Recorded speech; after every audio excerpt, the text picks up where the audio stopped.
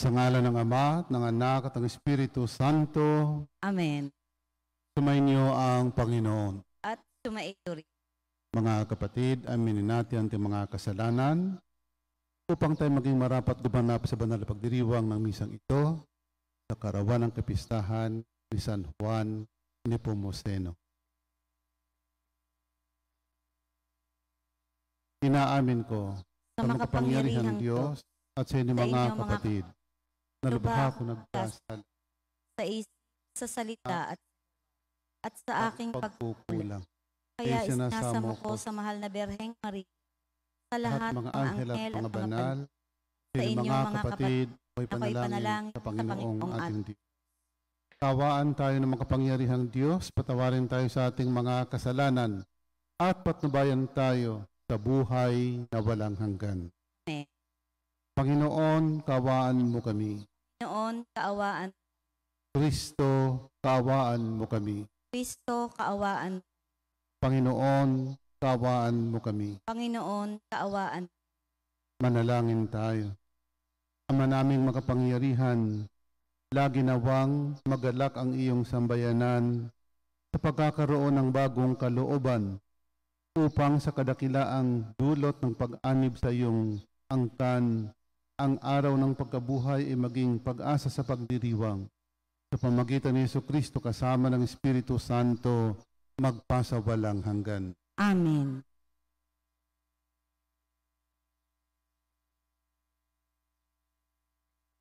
Pagbasa mula sa mga gawa ng mga apostol.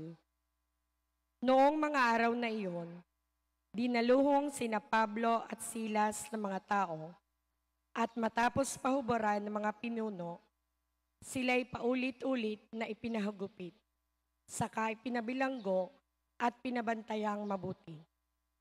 Ipinasok sila ng bantay sa kaloob-looban ng bilangguan at ipinangaw ang mga paa.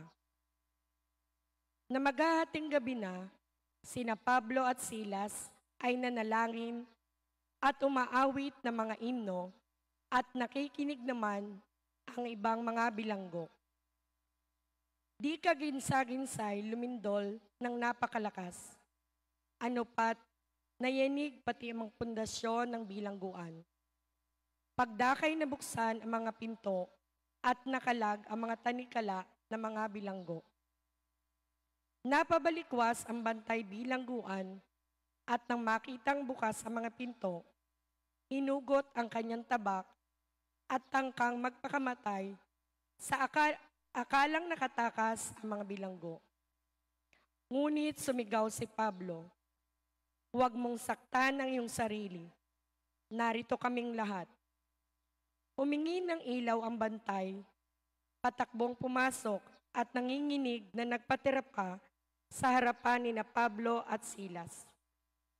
Inilabas niya mga ito at sinabi, "Mga Ginoo, ano po ang dapat kong gawin upang ako'y maligtas?" Sumagot sila, "Sumampalataya ka sa Panginoong Hesus at maliligtas ka, ikaw at ang iyong sambahayan." At ang salita ng Panginoon ay ipinahayag nila sa kanya at sa lahat ng sa kanyang bahay. Nang gabi ring iyon, hinugasan ng bantay ang kanilang mga sugat at nagpabinyag siya, pati ang buo niyang sambahayan. Pagkatapos, sila'y isinama niya sa kanyang tahanan at hinainan ng pagkain. Galak na galak siya at ang kanyang buong sambahayan, sapagkat sila'y natutong sumampalataya sa Diyos. Ang salita ng Diyos. Salamat sa Diyos. Salmong tugunan. Ligtas ako sa iyong piling, lakas ko'y sa iyo nanggaling. Ligtas ako sa iyong piling, lakas ko'y sa iyo nanggaling. Ako poon, buong pusong aawit ng pasalamat. Sa harap ng mga anghel, pupurihin kitang ganap. Sa harap ng iyong templo, ay yuyuko at gagalang. Pupurihin kita roon, pupurihin ang iyong ngalan. Ligtas ako sa iyong piling, lakas ko'y sa iyo nanggaling. Dahilan sa pag-ibig mo, at sa iyong katapatan. Ika'y tunay na dakila, pati iyong kautusan. Noong ako ay tumawag, tinanggap ko ang tugon mo. Sa lakas mong itinulong, ay lumakas agad ako. Ligtas ako sa iyong piling, lakas ko'y sa iyo nanggaling. Nahahandang harapin mo, mapupusok kong kaaway. Ligtas ako sa piling mo, sa lakas na iyong taglay. Yaong mga pangako mo ay handa mong tugting lahat. Ang dahilan nito, poon, pag-ibig mo'y di kukupas, at ang mga sinimulang gawain mo'y magaganap. Ligtas ako sa iyong piling, lakas ko'y sa iyo nanggaling.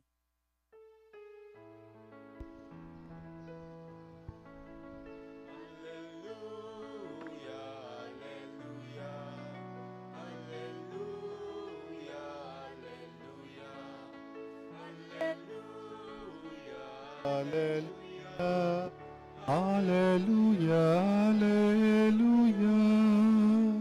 Espiritong isusugo,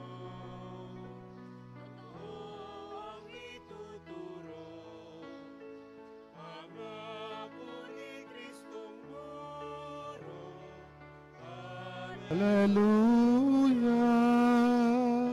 hallelujah, hallelujah. Hallelujah, hallelujah, hallelujah, hallelujah, hallelujah, hallelujah. Sumayin niyo ang Panginoon. At sumaiyo rin. Ang mabuting balita ng Panginoon ayon kay San Juan. Papuri sa iyo, Panginoon. Noong panahon iyon, sinabi ni Jesus sa kanyang mga alagad, ngayon ay paroroon na ako sa nagsugo sa akin. Wala isa man sa inyong nagtatanong sa akin kung saan ako pupunta. At ngayong sabihin ko sa inyo, natigib kayo ng kalungkutan. Ngunit dapat ninyong malaman ang katotohanan, ang pag-alis ko'y sa ikabubuti ninyo, sapagkat hindi paparito sa inyo ang patnubay kung hindi ako aalis. Ngunit kung aalis ako, susuguin ko siya sa inyo. Pagdating niya ay kanyang patutunayan sa mga tao sa sanlibutan na mali ang pagkakakilala nila sa kasalanan at ipakikilala niya kung ano ang matuwid at kung ano ang kahatulan. Mali sila tungkol sa kasalanan sapagkat hindi sila nanalig sa akin. Tungkol sa matuwid sapagkat ako'y naparoon sa Ama at hindi ninyo makikita. Tungkol sa kahatulan, sapagkat hinatulan na ang pinuno ng sanlibutang ito. Ang mabuting balita ng Panginoon. Pinupuri ka namin, Panginoong Hesukristo. Magandang umaga po sa inyong lahat. Ngayon po ay piyesta sa San Juan. Amen. Anak ito. Piyesta po ni San Juan ni Pumuseno. At nilayan po natin ang isang bagay sa buhay ni San Juan Nepomuceno. Sino po si San Juan Nepomuceno? Siya po ay isang hari sa Bohemia na ngayon ay Prague. Yung po nakapunta sa Santo Niño de Prague, yung Santo Niño de Praga. Dati po ay sakop ng Czechoslovakia. Si San Juan Nepomuceno ay konfesor ng reyna ng Bohemia. Yung hari, si Wenceslao, ay laging duda sa kanyang asawa. Ang akala niya ay may iba pang kabit. Kaya sinabi ni Haring Wenceslao kay Juan, kay Padre Juan, sabihin mo sa akin ang ikinukumpisal ng hari, ng reyna. Kami po mga pari, may tinatawag na seal of confession. Yun po ang lahat ng inyong kinukumpisal, hindi po namin pwedeng sabihin kanino man. For whatever reason, hindi po pwedeng sabihin. Labag po sa aming sinumpaan. At pag kami po ay lumabag, nagkakasala. Pinilit ni Wenceslao na sabihin sa kanya ni Juan, ni Padre Juan, na sabihin kung ano at kung sinong ikinukumpisal ng reyna sa kanya. Pero pinanindigan ni Juan, ni Father Juan, na huwag sasabihin sapagkat siya ay may sinumpaan. Siya ay pinatay na agos, tinapon sa ilog, at siya ay nilunod hanggang sa siya malunod. Kaya magpahanggang ngayon, kung kayo nakapunta sa Praga, yung Santo Niño de Praga, sa tulay, yun po sa tulay na tinatawag nating St. Charles Bridge, sa gilid po ng tulay, may nakalagay doon imahe ni San Juan Nepomuceno. Sapagkat doon siya tinapon sa ilog na yon. Ano po ang aral nating mapagnilayan sa buhay ni San Juan? Tayo po ay may mga pangako sa buhay. May mga, kung minsan po mayroong mga bagay na ipinagkakatiwala sa atin na para sa atin lamang. Pag ikaw po ay pinagkatiwalaan,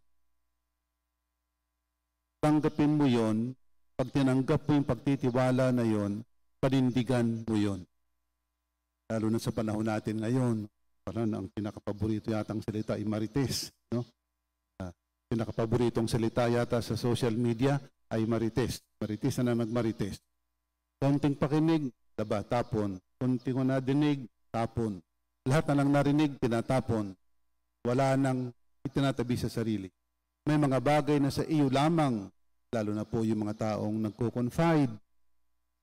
Maraming mga tao, kailangan nila mag-confide, na kailangan nila magsalita. Maraming mga tao nagkakasakit sapagkat hindi nagsasalita. Yung kanilang damdamin. Kaya kailangan nila yung kapwa-tao na makausap at sila makapagsalita ng dibdiban ng personal. Pero yung sinasabi sa iyo ay para sa iyo lamang. Huwag mong sasabihin sa iba. Di lalo na po kung ito'y pangako, lalo na po kung ito ay katulad ng sinasabi nating seal of confession. Hindi po natin dapat, tinutularan po natin dapat San Juan. Sa buhay po natin, malaki man o maliit na mga bagay o mga salitang pinagkatiwala sa atin pong iingatan sapagkat pag ito po hindi natin pinag-iingatan, marami po ang masasaktan. Kung ibinunyag ni Juan ang kinukumpisal ng reyna, unang nagkasala ay si Juan. Pangalawa, ay kalawang magsasuffer ay ang reyna. Mayroon mang kasalanan o wala, maaring patuloy pa rin ang pagdududa ng hari, maaaring masasaktan din ang reyna. Kaya lagi po nating alalahanin, sa anumang bagay na pinagkakatiwala sa atin, material man o salita o lihim o kung ano pa man, pag ito po'y pinagkatiwala sa atin pong pagkaingatan. Sapagkat pag ito po'y hindi natin pinagkaingatan, una tayo'y nagkakasala, pangalawa, may mga taong madadamay, may mga taong masasaktan. Sa ngalan ng Ama, ng Anak, ng Espiritu Santo. Amen. Mga kapatid, bago umakyat sa langit, ipinangako sa atin ni Jesus ang isa pang katulong na makapiling natin tulad niya. Sa bawat panalangin po ang itutugon natin, Panginoon, ipadala mo sa amin ang iyong Espiritu. Panginoon, padala mo sa amin ang iyong Espiritu. Ang ating mga pastor, naway magtalaga ng lubusan ng kanilang buhay sa pangangaral ng Ebanghelyo sa pamagitan ng kanilang pamumuhay. Manalangin tayo sa Panginoon. Panginoon, ipadala mo sa amin ang iyong Espiritu. Ang mga magulang at guro, naway maging mga buhay ng halimbawa ng pananampalataya para sa mga taong nasa kanilang pangangalaga. Manalangin tayo sa Panginoon. Panginoon, padala mo sa amin ang iyong Espiritu. Atin nawa ang pagsikapang mabuti na gawin ang anumang nararapat upang ang salita ng Diyos ay maging isang buhay na kapangyarihan, magiging kaakibat ng lahat ng ating ikikilos.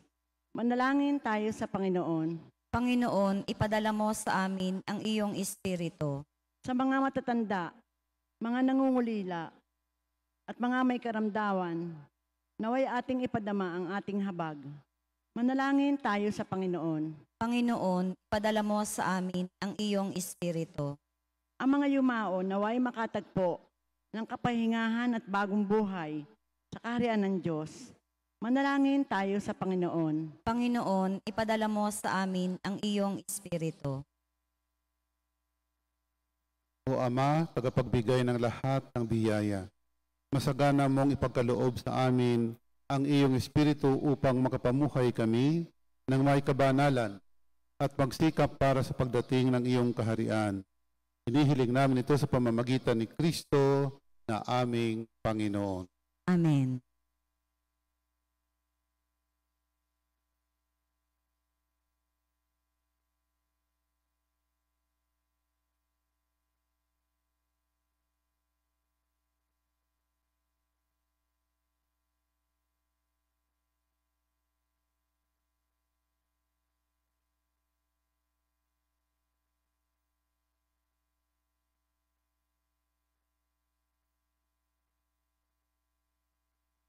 Kapuri-puri ka Diyos amang lumikha sa sanlibutan, sa iyong kagandahang loob.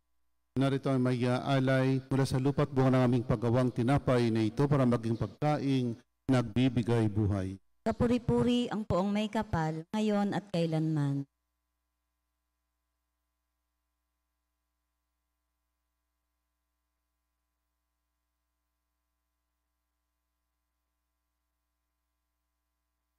Kapuri-puri ka Diyos sa mga lumikha sa sanlibutan. Sa iyong kagandahang loob narito may alay mula sa katas ng ubas at bunga ng aming paggawa ang alak na ito para magiinuming nagbibigay ng iyong Espiritu. Kapuri-puri ang poong may kapal, ngayon at kailanman.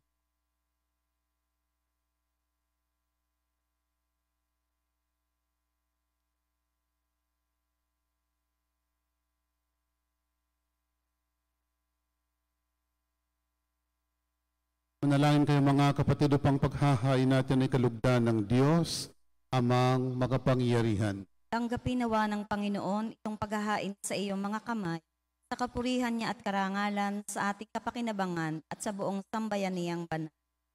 Ama naming lumikha, sa paghahain ng banal na pagpapalitan ng iyong mga kaloob at ng aming alay, kami pinapagsasalo mo sa iyong buhay na namumukod tangi at walang kapantay. Ipagkaloob mo ang aming pakikinabang sa iyong pakikisamang aming maasahan ay siya ring umiral sa aming pamumuhay araw-araw. Sa pamagitan ni Kristo kasama ng Espiritu Santo, magpasawalang hanggan. Amen. Sumainyo ang Panginoon. At sumaiyo rin. Sa Diyos ang inyong puso at diwa. Tinaas na namin sa Panginoon. Pasalamatan natin ang Panginoong ating Diyos. Marapat na siya ay pasalamat. Ama naming makapangyarihan, tunay ngang marapat kaw aming pasalamatan ngayong pinagdiriwang ang paghahain ng Mesiyas, ang maamong tupa na tumubo sa aming lahat. Sa paghahain ng sariling buhay at sa pagkabuhay ng anak mong mahal, nabuksang ganap ang iyong tahanan at kaming pinaghaharian mo'y naging kasambahay. Sa pagkamatay ni sa krus, nalupig ang kamatayan. Sa kanyang pagkabuhay, naging buhay siya ng tanan. Kaya kaisa ng mga anghel nagsisiawit ng papuri sa iyo, nang walang humpay sa kalangitan kami nagbubunyi sa iyong kadakilaan. Santo, Santo, Santong Panginoong Diyos ng mga hukbo, napupuno ang langit at lupa ng kadakilaan. O sana sa kaitaasan.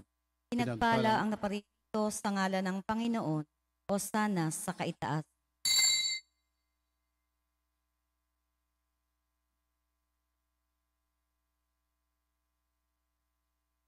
Ama naming banal, ikaw ang bukal ang tanang kabanalan. Kahit sa pamagitan ng Espiritu gawin mong banal ang makaloob na ito, upang para sa aming maging katawan at dugo ng aming Panginoong Hesukristo. Bago di pinagtiis ang kusang loob na maging handog, hinawakan niyang tinapay, pinasalamatan kanya, pinaghati-hati niya yon, niabot sa kanyang malagad at sinabi, tanggapin ninyong lahat ito at kanin. Ito ang aking katawan na hahandog para sa inyo.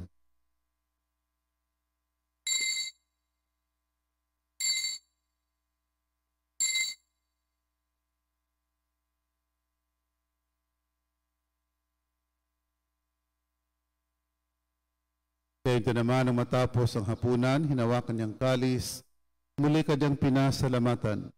Niabot niyang kalis sa kanyang malagad at sinabi, tanggapin ninyong lahat ito at inumin. Ito ang kalis ng aking dugo ng bago at walang hanggang tipan. Ang aking dugo ni bubuhos para sa inyo at para sa lahat sa pagpapatawad ng mga kasalanan. Gawin niyo ito sa pag-alaala sa akin.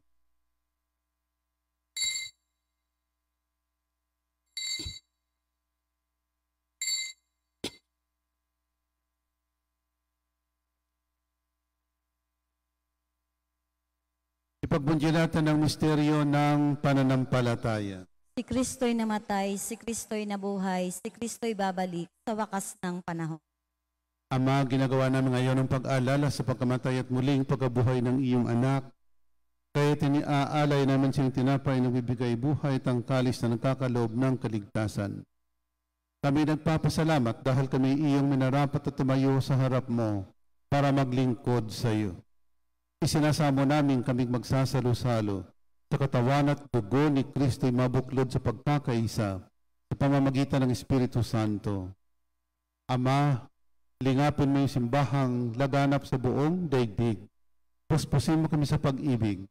Kaysa ni Francisco naming Papa, ni Gilbert naming Obispo at ng Tanang Kaparian. Alalahanin mga kapatid naming nahimlay na may pag-asang sila'y muling mabubuhay. Gawin din ang lahat ng mga pumanaw. Kawaan mo sila at patuloyin sa iyong kaliwanagan. Kawaan pagindapatin kami lahat na makasalo sa iyong buhay na walang wakas. Kaysa ng mahal na Birheng Maria na ina ng Diyos, kaysa ng Poong San Jose ng mga apostol at ng lahat ng mga banal na namuhay dito sa daigdig ng kalugod-lugod sa iyo. May pagdiwang nawa namin ang pagpupuri sa kararangal mo sa pamamagitan ng iyong anak na aming Panginoong Jesucristo. Sa pamamagitan ni Kristo kasama niya at sa Kanya, lahat ng parangal at papuri ay sa Diyos amang makapangyarihan, kasama ng Espiritu Santo, magpasawalang hanggan.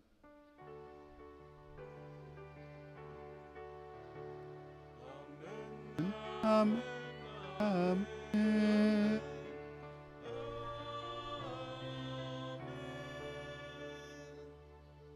Sa tagubilin na kagagaling na utos sa turo ni Jesus na Panginoon natin na Diyos, awitin natin ang Ama namin. Ama namin, sumasalangit ka,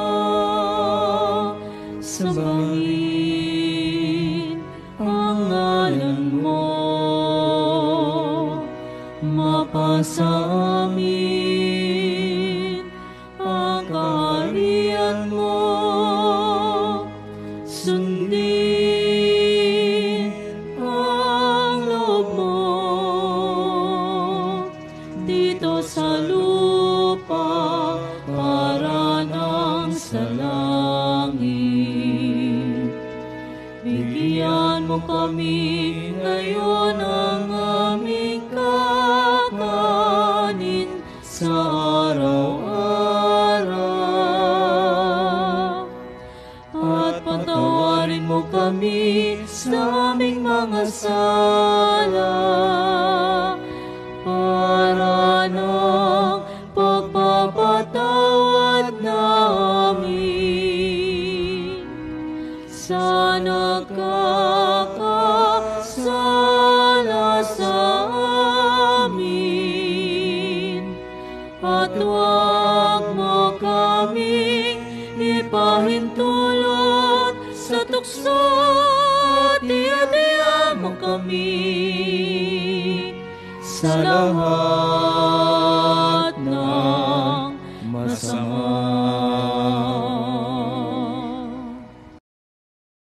Hinihiling namin kami iadya sa lahat ng masama, pagkalooban ng kapayapaan araw-araw, iligtas sa kasalanan, at ilayo sa lahat ng kapahamakan, samantalang aming pananabikan ang dakilang araw ng pagpapahayag ng tagapagligtas naming si Hesu Kristo. Sapagkat iyo ang kaharian at ang kapangyarihan at ang kapurihan magpakailanman. Amen.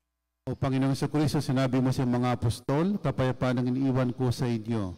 Ang aking kapayapaan binibigay ko sa inyo. Tunghayan mong aming pananampalataya at huwag ang aming mga pagkakasala. Pagkalooban mo kami ng kapayapaan at pagkakaisa ayon sa iyong kalooban, kasama ng Espiritu Santo, magpasawalang hanggan. Amen. Ang kapayapaan ng Panginoon ay laging sumainyo. At sumaiyo rin. Pagbigayan po tayo ng kapayapaan sa isa't isa. Peace be with you. Kordero ng Diyos, na nag-aalis ng mga kasalanan ng sanlibutan, maawa ka sa amin. Kordero ng Diyos, na nag-aalis ng mga kasalanan ng sanlibutan, maawa ka sa amin. Kordero ng Diyos, na nag-aalis ng mga kasalanan ng sanlibutan, pagkaloob mo sa amin ang kapayapaan. Mga kapatid, narito si Kristo, ang Kordero ng Diyos, na nag-aalis ng mga kasalanan ng sanlibutan. Mapalad tayong nanyayahan sa kanyang piging. Panginoon, hindi ako karapat-dapat na magpatuloy sa iyo, ngunit sa isang salita mo lamang ay gagaling ako.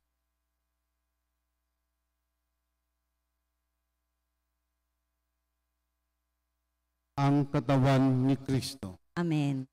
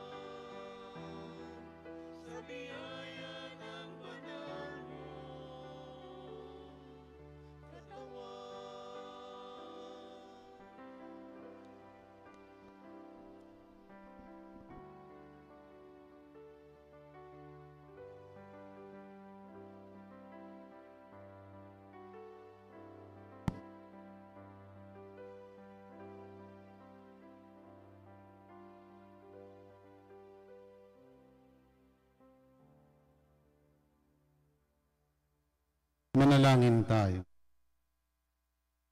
Ama naming mapagmahal, manatili kang kapiling ng iyong sambayanan na ngayon pinapakinabang mo sa iyong sariling buhay.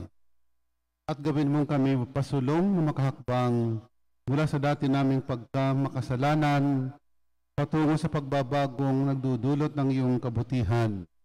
Sa pamagitan ni Jesucristo kasama ng Espiritu Santo, magpasawalang hanggan. Amen. Sumayin niyo ang Panginoon. At sumaiyo rin. Pagpalain ka ng makapangyarihang Diyos, Ama, Anak, at Espiritu Santo. Amen. Tapos na po ang ating pagdiriwang. Tumayo kayo mapayapa upang ang Panginoon ay mahalin at paglingkuran. Salamat sa Diyos.